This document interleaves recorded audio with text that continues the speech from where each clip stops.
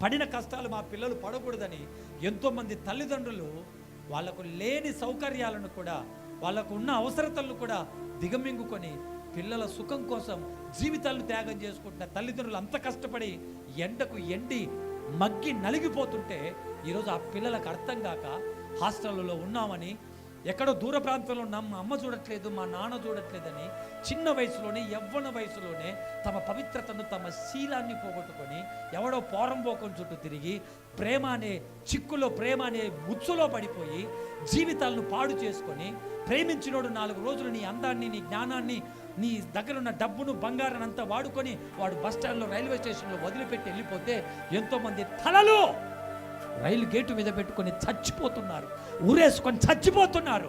పురుగుల మందు తాగి ఎంతోమంది ఆడబిడ్డల జీవితాలు, కన్య బిడ్డలు జీవితాలను పాడు చేసుకుంటున్నారు.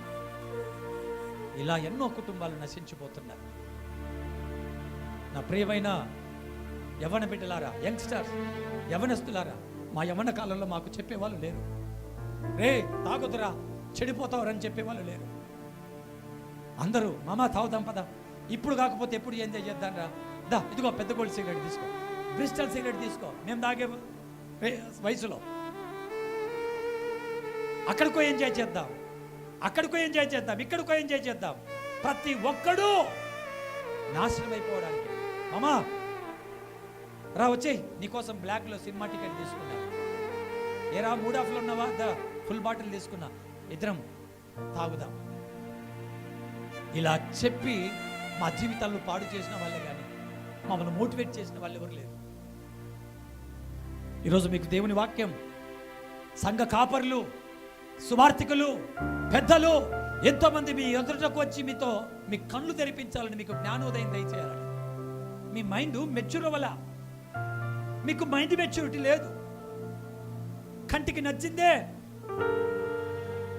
నీ చెవులకు వినిపించిందే, నీ హృదయంలో ఆలోచించింది అదే కరెక్ట్ అనుకొని ఒక దర్శనం లేకుండా, ఒక దేవుని అనుగ్రహం లేకుండా, దేవుని చిత్తం లేకుండా పరిగెత్తుతున్నావు, మోసపోతున్నావు, పడిపోతున్నావు.